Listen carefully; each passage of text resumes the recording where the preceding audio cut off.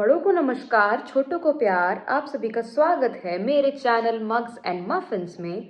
और आज शूट कर रही हूँ मैं पहला vlog. Oh my God, first vlog shoot कर रही हूँ आज मैं।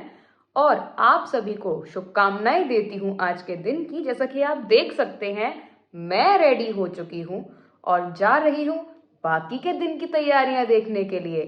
सो जुड़े रहिए इस वीडियो के साथ और देखिए कि मैंने आज का दिन कैसे सेलिब्रेट किया।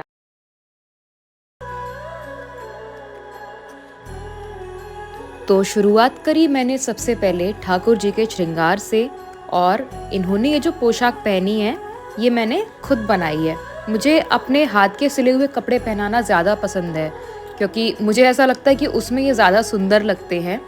और इनको मैं फिर नज़र का टीका भी लगाती हूँ और मतलब बहुत अच्छे लगते हैं ये हाथ की बनी पोशाक में एज़ कम्पेयर टू अगर मैं इनको बाज़ार से लाई हुई पोशाक पहनाऊँ तो तैयार करने के बाद मैंने फिर थोड़ी देर की पूजा।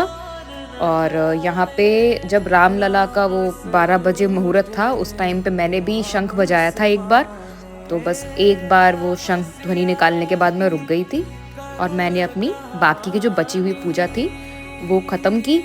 और उसके बाद मैंने की भोग की तैयारियाँ। जैसे यहाँ पे मैं अभी जो बेसन है उसको भूंज रही हूँ। बेसिकली मैं बेसन के लड्डू बनाने वाली थी।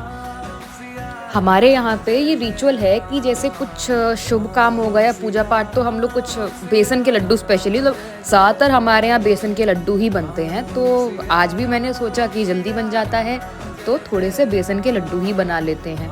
बचपन से जैसे मेरे घर पे कुछ त्योहार होता था या कुछ भी छोटा मोटा फंक्शन है तो हम लोग बेसन के लड्डू बनाते ही थे। तो वही कह सकते हैं रिचुअल मान लो उसे, कि अब भी वो आदत में है।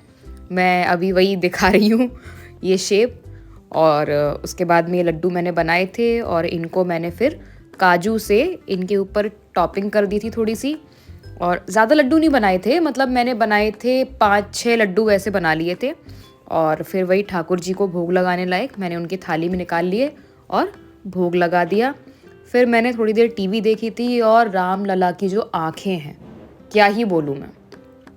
टीवी देखने के बाद फिर मैं गई रंगोली बनाने, क्योंकि भाई जब हम हर चीज़ दिवाली की तरह कर रहे हैं तो दिवाली पे तो रंगोली भी बनती है। तो जब रंगोली बनती है तो मैं पहुंच गई रंगोली बनाने के लिए। और बस वही जैसे तैसे, ठंड भी वैसे बहुत ज़्यादा थी तो उस कड़कड़ाती ठंड में रंगोली बनाना was quite a tough task for me. पर भक्ति भी अपनी जगह है तो रंगोली वॉज अ मस्ट। तो बस ये रंगोली बनाने में मैं लगी हुई थी, तब तक मेरे दरवाजे पर कोई आया। ये कौन है? ये है शेरू। तो जब ये शेरू आ गया, और शेरू अकेले नहीं आते हैं, शेरू अपने साथ लाते हैं पूरी की पूरी मित्र मंडली। तो बिना कुछ खाए ये जाते नहीं हैं। वैसे भी सर्दी बहुत है इनके लिए भी ऑफ कोर्स, तो इन्हें थोड़ा बहुत कुछ खिला दिया। और आज हमारे मोहल्ले में एक रैली भी निकली है राम मंदिर की, या अपना वो ढोल नगाड़े बजाते हुए गए हैं। मैं बस घर पे जब आई वापस तो मैंने देखा गब्बर को, गब्बर मेरा डॉगी।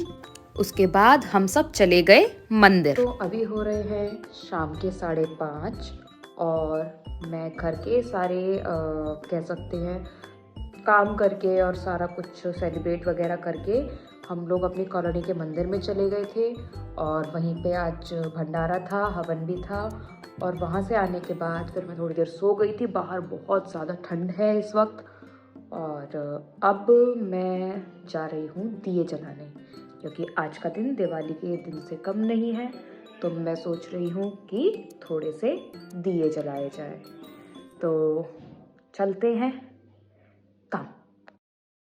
तो मैं ये शाम के दिए जलाने की बेसिकली तैयारी कर रही हूँ अब, क्योंकि हमने कुछ दिए जलाए थे शाम को, कुछ तेल के थे कुछ घी के थे।